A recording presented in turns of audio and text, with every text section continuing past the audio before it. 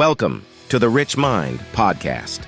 So the best part in getting to have these conversations with you, Greg, is just keep building upon the next or the last one, right? We just had a great episode and then we get to hit record and jump on and do it again. And this one, we're going to focus on winning within. Win within. That's something I've been saying for the podcast, on the podcast for quite some time. I've had some feedback from yourself. I've had some feedback from a few others that they kind of like that phrase. Today I want to kind of go into what it means to me, where I even kind of, I don't want to say coin the phrase because I think other people say it as well. But at the same time, it's like I've tried to internalize it in a different way, tried to verbalize it through the podcast to maybe help some folks see things a little bit differently. I talked a little bit in the previous episodes about I try to just be a little bit contrarian to the most of the mainstream things that are going on out there. So if everybody's telling you to go right, I usually try to go a little bit left, maybe not completely left and maybe not a 90-degree angle, but at least, just veer a little bit to the left. That's just kind of what's worked for me over these years. And so, yeah, winning within. What's your thoughts on that, man? Like I said, you've shared a lot with me as far as some feedback, and I appreciate that. But when I say that phrase, what's the first thing that comes to your mind? Yeah, well, first of all, I love the phrase. It's very short and concise, but it's very powerful. It hits home. And I think, being on this podcast for a couple months now at this point, I think this is like the quintessential topic or the foundation that I was really looking forward to talking about, because I love talking about the personal development, the, how you think, how your thoughts turn into actions, and we'll kind of get into it all. But I love the phrase, the win within, and I think you did coin it. I've never heard that before.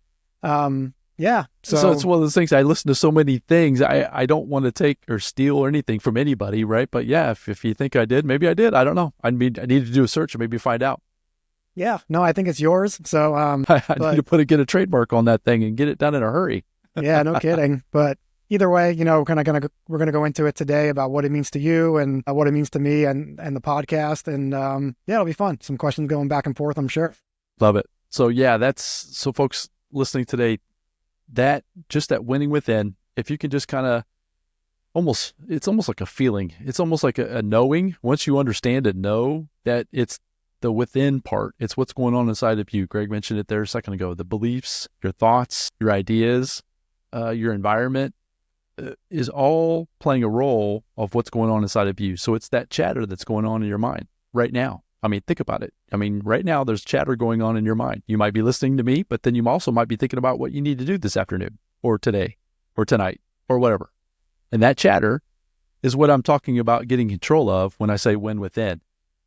So just back up a little bit. Where I even had that idea to begin with was when I first went down this journey of personal development, Jim Rohn, Earl, Nightingale, all the greats. So we talk about in the peak framework, the K being knowledge, and that is wisdom, right? That's what I mean by that when I came up with that peak framework, is that the wisdom from the folks like Jim Rohn. But what I was hearing all the time was that in order to have more, so I'm trying to think of the quotes that I've heard, like from Jim, for example. He said, in order to have more, you must first become more. And in order to become more, you must work harder on yourself than you do on your job. He would say that, and I would listen to that program. That came from, probably the first time I ever heard that was on Challenge to Succeed. So I highly recommend folks go out there and get Challenge to Succeed, Jim Rohn. It's a fantastic program. I've listened to it multiple times. You can find it on MP3, meaning you can just put it on your phone and just play it over and over and over. But that phrase, and let me say that one more time. In order to have more, let's see if I can get it right the first time. In order to have more, you must first become more. In order to become more, you must work harder on yourself than you do on your job. And so I would sit with that. And I'm like, what does that even mean? Work harder on myself? But then as I started to discover, one of the things within Earl Nightingale's Lead the Field was the magic word. His very first chapter in Lead the Field is called the magic word. And that magic word is attitude. And attitude is something, it's from within. It's not something out. Your attitude isn't outside of you. Your attitude is within you. So those couple of things, and I'll try to think of a few more as we have the conversation here today, but I just wanted to kind of start it off with saying that as I was going down this journey of my own personal development, I was realizing the more that I focused on my internal dialogue, my internal beliefs. So maybe I'll touch into that here in just a second. I want to flip it back over to you, Greg, and have you kind of maybe, if you've got any input with what we've said so far, but the beliefs that we've been brought up to believe or have, the thoughts that we have, the environment that we're in. Associations is a huge piece of it, right? The people you're hanging out with.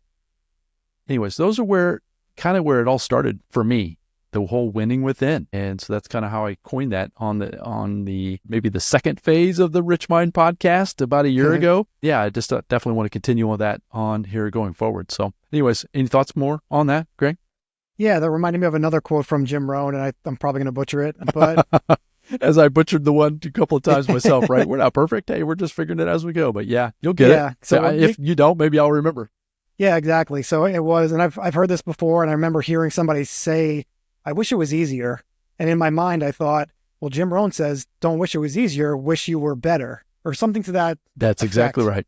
Don't wish things were easier. Wish you were better. You're right. 100%. Yeah, that's a great quote. How many times have we said, "Oh man, I wish life was easier. I wish my job was easier. I wish making $1 million was easier." And then that always reminds me of that quote of, well, yeah, it's not going to get easier by wishing it anything, right? You have to up-level your skills. You have to meet the right people, ask the right questions. So what Jim was basically saying is it's your responsibility to take action and do everything, and then it will become easier. But it's not going to be easy just because you want it to or wish it to, because that's just not the way life works. So no, just want to throw that quote in there with everything you said. It just kind of reminded me of that Jim quote. Yes, that's a great quote as well. Earl, at his program, he talks about just getting in the driver's seat of your life. It's taking control and understanding that nothing's going to change unless you change. And so once again, it's an internal change. It's not, you can change your look. You can change we've talked about health in the past on the podcast. So you can change your physical being, but until you change your internal battle, your internal beliefs, your internal thoughts, until you start to go work on those, the exterior things aren't going to result the way you think or the way you want them. And I love that, right? Don't wish it was easier, wish you were better. So that all goes back into the becoming the person that you were meant to be, becoming this. Yeah, it's just as simple as that, just this person that you really desire to be, but it's an internal becoming, not an external becoming, for sure. Yeah, and that relates to, probably the A in the peak with the action, taking action. You have to, like we were just talking about, you can't just wish for things. You can't want things. You can, but you have to pair that with action for, things to actually show up in your life, the results and the things that you're actually striving for. Yes, absolutely. So Bob Proctor was another big influence on my life. Bob Proctor, David Nightingale is a protege of Bob Proctor, so I'm always referring to those folks here on the podcast as well. One thing I learned through Bob was that as we are born, so from the time we were born till about 7 years old, our mind is an open vessel, meaning it's just being loaded in with the stuff. Everything is coming in. We don't have the ability to reason. We don't have any ability to logically think at that stage of our life, which is, if you think about it, that's why it's always so difficult to go back and think, okay, when I was that little, I can't remember anything about when I was that little. And that's the reason. It's because your mind is becoming or forming the beliefs, the thoughts, and all those kinds of things. And so if you're not in the right environment, which you may or might not have been, there are things in my life that I know for a fact are fantastic because of the thoughts and beliefs that I was taught to believe. And then there's other things that's like, wow, where did I get that from? And my argument or my thought is a lot of it is because it happened when we were at a stage in life where we didn't have the ability to choose. We didn't have the ability to reason, to say that, okay, that's not correct or this is correct. And then by the time we get into school, that kindergarten, first grade time frame, then we're bombarded with other kids and rules and standing in line and be quiet, sit down, go to the restroom, stand, all of those things growing up. So that's when we start to begin that reasoning and logic and all those kinds of things. So what I've discovered is that those thoughts and those beliefs that all the way from back then has led me to where I am even today as an adult. A lot of the decisions I've made, the way I've raised my family, I apologize to my children several times because before I discovered this for myself, I was parenting the way that I was taught to parent, which not saying it was good or bad. It was just, I could have done better. There are things that I would have done better or different. Let's put it that way. And it's not that my parents didn't know. My mom and dad did the best they possibly could. They just didn't understand or know either. So it's generational. So once again, if you then take the responsibility, you said that, Jim talks about that in his programs. You've got to take 100% responsibility. And if you do that and then start the process of working within your thoughts, challenging your beliefs, figuring where you're getting triggered. I get triggered by things all the time where you, Greg, or anybody else in the audience would be looking at me going, what are you doing? Why are you getting excited about that? That's like nothing. But that's a trigger for me, and you've got them as well. But it's discovering what those are and then going to work to become more, become this version, this better version of yourself. And that's where it becomes fun because you begin to win. You begin to win, and it all starts within. Yeah, and I think that's why personal development is so powerful, and it's such a, I don't want to say an industry, but it's a big movement right now with people discovering like, hey, maybe I'm not living, the life that I want to live. Like you said, we've, been taught a lot of things from age, up till age 7. And I still, deal with some of these things. I'm like, oh, I got to stop telling myself that story of, right. Maybe scarcity. Like I grew up, my dad was very conservative, and if you knew his background, you would understand why and everything. So I totally get it. But sometimes I can't get away from that story in my head, even knowing what I know about personal development. So you have to be very aware of it. And then that's where personal development really comes in. You kind of like reparenting yourself a little bit to unlearn I like some things rewire, reparent. I like that. Yeah. So you're trying to rewire, or, reparent yourself from some things that you have from your childhood that may not benefit you as an adult. And like you said, take the things that are benefiting you and run with them and keep them, but kind of put together that playbook of what's working, what's not working, what's a story that I've told myself all these years that A, isn't true, and B, is not serving me. So yeah, that's why I think personal development is just such a powerful tool for anybody, whether you own a business, whether you don't own a business, it's just such a powerful tool across the board. If you're interested in becoming an entrepreneur of any kind, whether you're big, small, you don't have to have a gazillion-dollar business. You can just start off on your own, start a podcast, right? Try to launch some products and services in the marketplace. It'll be the biggest personal development, skill development journey you've ever been on. And just be prepared for that. And if you're not, you're going to be setting yourself up for some disappointment. But if you can grasp the idea that, yes, I'm going to work on myself every single day. It's like even just hitting record with you, Greg. I mean, I've done it several hundred times, and you've done it a few dozen times for sure, because you had a podcast even before we've done this one here. But the point is you get the reps in, you realize that, yeah, showing up, those stories, I love that, right? The stories that we tell ourselves, that we truly believe that they're true and that they're accurate based on some past information that may or not be true. That you talking about your dad, about the scarcity piece, I can totally resonate with that. My dad was the exact same way.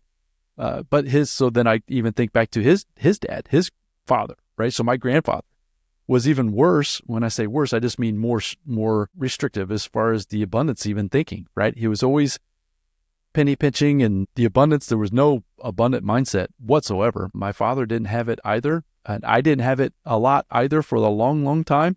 I'm trying to work on it every single day to realize that I can change, I can be different, which is a lot of fun. You get it, like I said, you get in that driver's seat and you realize that you're in control. To me, it's been a challenge, but it's been a lot of fun at the same time. Yeah, I was going to say, is this thing easy? You said it's a challenge. Yeah. If you think this is easy, you're in for a world of hurt. I hate to tell you that. 100%. But it's definitely worth it. But yeah, it's definitely challenging to, like you're talking about, we have these thoughts every second of every day. And from my experience, I've dealt with a little bit of anxiety, and I've really dove into use personal development to kind of jump off of that diving board of anxiety.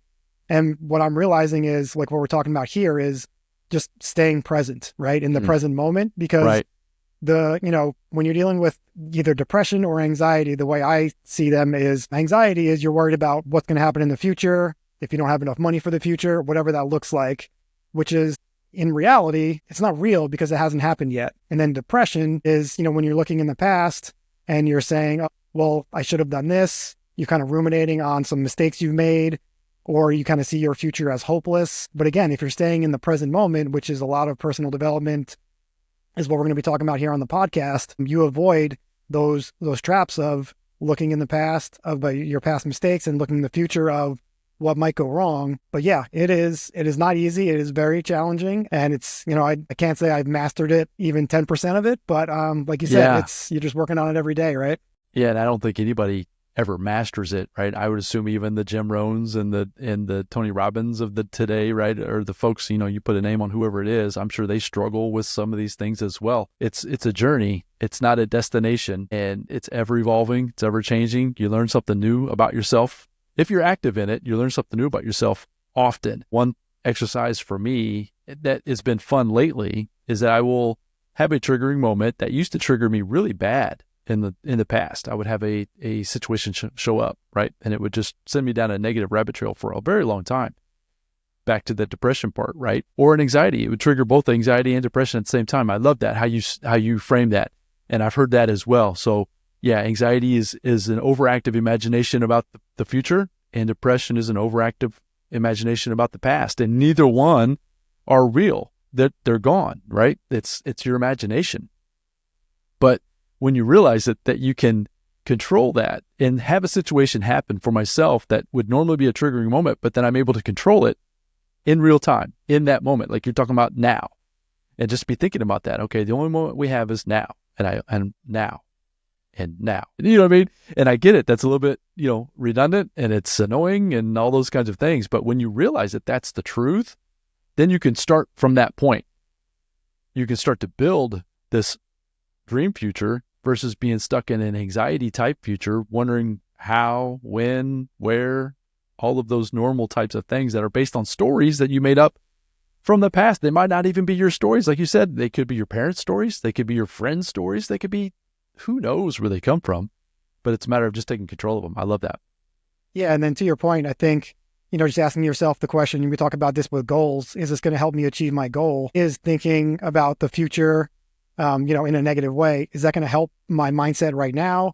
It might have some implications on my, how my physical body reacts, because I know, at least I believe there's like mind-body connection. So yeah, it's, do you want to look at your future and think what's going to go wrong? Or do you want to envision your future and say, all right, in 2 years from now, what does my life look like? Maybe I'm a little bit more fit, I'm eating healthier, I have a little bit more money in my bank account, whatever that looks like, whatever your future is. But having that optimistic future is going to benefit me more in the present than having that anxious future outlook.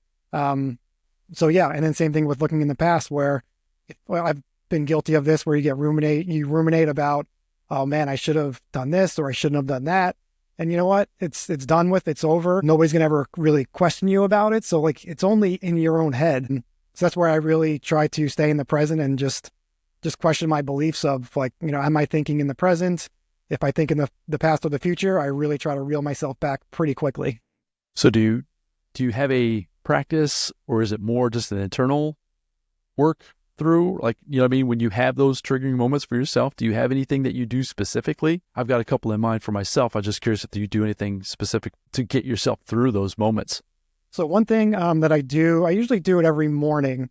And I know we talked about this offline, but I listen to Dr. Joe Dispenza. He's written some books. He has some great YouTube videos. And this is kind of where I'm getting some of my information about visualization. And he says it more eloquently than I will, but that's exactly what he talks about is, envisioning your future, what it's going to look like in a positive way, because you can choose your own reality. And like I just said, you can choose to think about what's going to go wrong in the future, but that's not going to benefit anybody. So his whole thing is just thinking of what your future is going to look like, and then acting it out, feeling it, visualizing it, like really jumping into that moment, not just saying, I'm going to, have less weight on my body and a little bit more tone. What does it look like? What does it feel like? What kind of clothes are you wearing that are different than ones that you're wearing now? So it really hits, kind of all the senses and everything. And that's a practice that I've been trying to do probably for about a month, and I try to do it every morning. Sometimes it lasts a little longer. Other times my brain takes over a little bit, but I really try to bring it back. But that's something that I do. What about yourself for these kind of practices? A little bit of a follow-up, just a quick question on that. Are you Sure. listening to anything while you're doing that for yourself, or are you just sitting there silent by yourself? I mean, just maybe describe that just a little bit.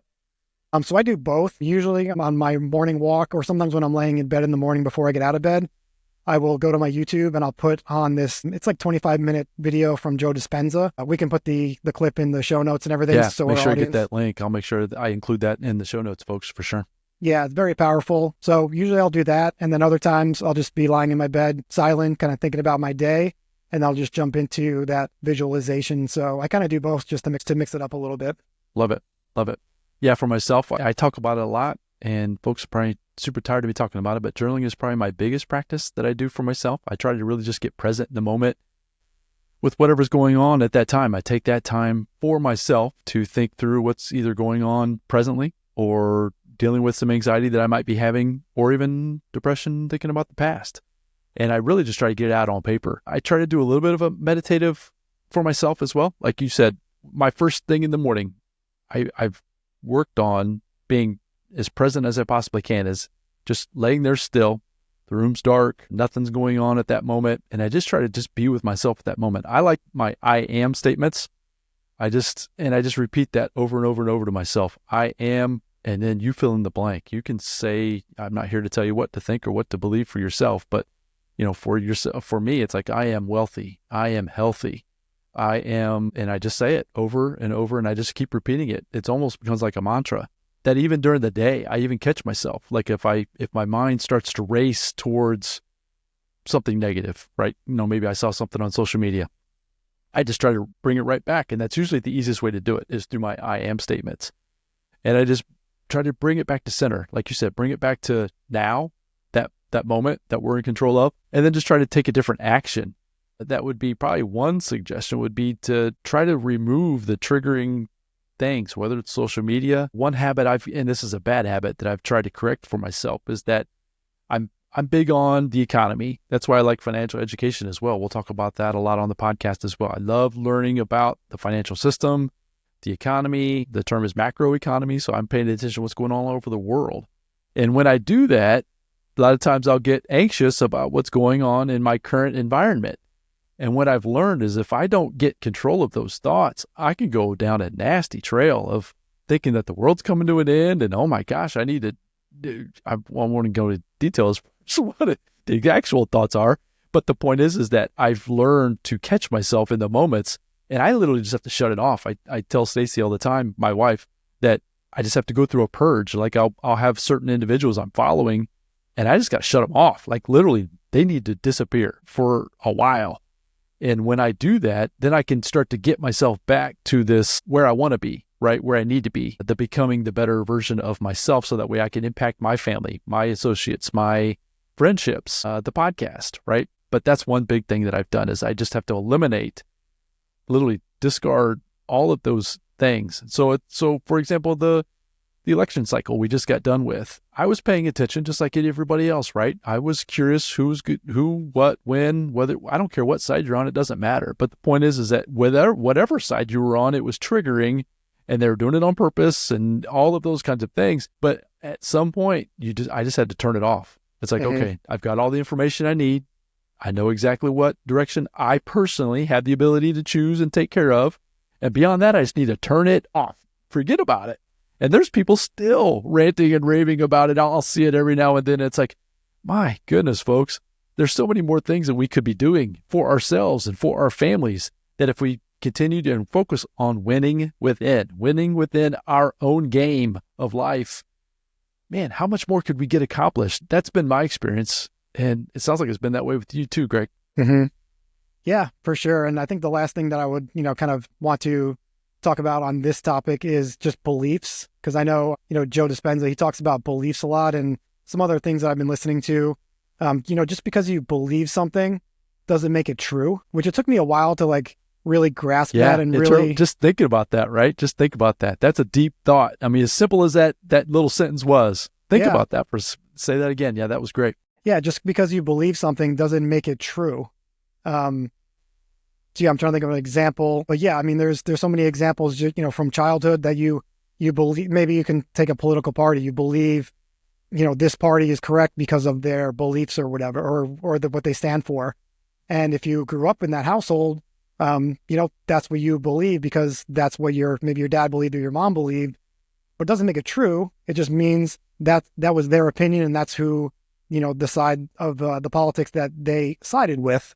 But you have to realize, you have a lot of beliefs in your head, but you have to really separate your beliefs, which is that my belief? Is that a belief that I took from, my parents or somebody at school or, somebody else who was a figure above me, and then really separate them out and say, well, maybe it is true, but let me think about this, in my own mind and then make up my own decision. Yeah. Just because you believe something, and it's really hard. It's like being contrarian to your own thoughts. You know what I mean? 100%. Which I'm sure you're gonna resonate with that, but I do. Yeah, I know you do, Randy. That's exactly right. Yeah. So it was really interesting just to kind of have that thought kind of rattling around in your head. Just because you believe something, question your own beliefs every once in a while and really take it down the logic, that logic trail and see where you end up. See what resonates with you from within. I can't say that enough, right? Mm-hmm. And that's where you're going to start to win the battle, the life battle, the life challenge, as we mentioned, right? It's not going to be easy either way. I don't wish it was easier. Wish you were better. Great Jim Rohn quote. I love that from the very beginning. So it all starts from within you, folks. Listen to us today. You have the ability to choose. You can make any choice that you want. You can choose to turn this off and continue to go down the normal life path and blame and question and all those kinds of things. Or you can get into the driver's seat, start thinking about these beliefs, start thinking about some of the things that maybe you've been taught that may or may not be true. Like Greg just said, just because it's a belief doesn't make it true. We talked about education in the past, and self-education is very crucial. You've got to get yourself self-educated on certain topics to be able to succeed out there in society. But the traditional form of education may or may not be the fit for you, depending on what's going on in your own life. That's a decision that you need to make. There's so many examples. You've mentioned one there too, Greg. I mean, there's so many different examples of the beliefs that we're taught and fed that's what I want to do with this podcast. And that's why I'm so glad Greg has come on here with us to help me articulate them even a little bit better, because it's challenging those beliefs, challenging those thoughts, focusing on winning within. That's what's going to be the difference between you achieving this great life that I know that you're striving for, that I'm striving for. I know Greg is as well. So yeah, any last thoughts, Greg, before we wrap this one up here today? This has been a lot of fun. I love these types of topics, and yeah, we'll have to try to come up with some more, because I could just go on and on and on. It's just like it never stops. It's so much fun. Yep, I agree. I think the last thing I would say, just kind of piggybacking off of what you just said, everything is a choice. And I know, you listen to David Nagel, and he kind of hammers that point home quite a bit of everything is a choice and you make the decision, which is totally true. And with personal development, it's the same. So you can either, like Randy said, you can turn this podcast off and, not take any action, or, choose to hop in that driver's seat and really take your life where you want it to go. Yeah, David talks about our greatest gift is our ability to choose. That's our greatest gift. And we have the ability to make different choices with anything and everything. Just think about that too. That's a belief. I mean, you might not even believe that, me saying that out loud, but yet that's the truth. You have the ability to choose right now, whatever you're going to do next. And that's what I would encourage you to get in the driver's seat. And that's where life starts to get to be more fun. You get to participate from the driver's seat versus just being a spectator, not knowing exactly what's going on from day to day. Well, that's always a lot of fun. So if this has resonated with you folks at all, reach out to Greg and I. We're looking for some feedback. As always, we want to try to help you as much as we possibly can. If there's some things you might be struggling with, don't hesitate to ever reach out to us at info@richmind.co. And Greg or I or both will definitely respond back to you as quickly as we possibly can. There's different resources that we have been exposed to that we use continuously. Greg mentioned about that YouTube Joe Dispenza video. I'll make sure I get that linked up. I've referred to Jim Rohn and Earl Nightingale. There's so many others that, yeah, if you're looking for a list of a go-to place to really get yourself started on this process of winning within, we'd love to share with you as much knowledge and wisdom that we have, that we've gained. We'll definitely do that as much as possibly can. So info@richmind.co. We'll get back to you as soon as we possibly can. So I think we're going to wrap this one up, man. This has been a lot of fun. The next episode, little teaser, folks, it's going to go right into this PEAK framework that we've developed, PEAK. We're going to talk about that, but it's going to be more of a ratio. There's a certain ratio. It's an E to E ratio Not sure if you've ever heard of that before or not. I actually brought it up to Greg, and he was like, I've heard of that, but I'm not familiar with it exactly. And that's exactly what I want to do. I want to go in a little bit deeper. Your E to E ratio and why that's so important for you and your development to achieve this great business, this great life, this great family, this great legacy, health, wealth, and legacy. That's what it's all about. And when you focus on your E to E ratio, focus on winning within, you're going to be well on your way to a dream life that you've never, ever thought would be possible. So appreciate you being here today. Appreciate your time and attention. Share this with your family and friends. We'd greatly appreciate that. And we'll look forward to coming back with the next episode again very soon. Until then, folks, bye now. Thank you for joining us today on the Rich Mind Podcast. If you enjoyed today's episode, please like and share it with someone you know. Also, don't forget to subscribe to the Rich Mind Podcast on your favorite platform and never miss an episode. Want to dive deeper into transforming your financial mindset? Visit our website to download your free 5-step guide titled From Dead End Job to Entrepreneurial Freedom, designed to help you conquer your fears and start on your entrepreneurial path with confidence. One last thing, don't ever forget that your mind is the first place where wealth is created. Keep dreaming big, take action, and together, let's build wealth, a legacy, and a life we love. Until next time.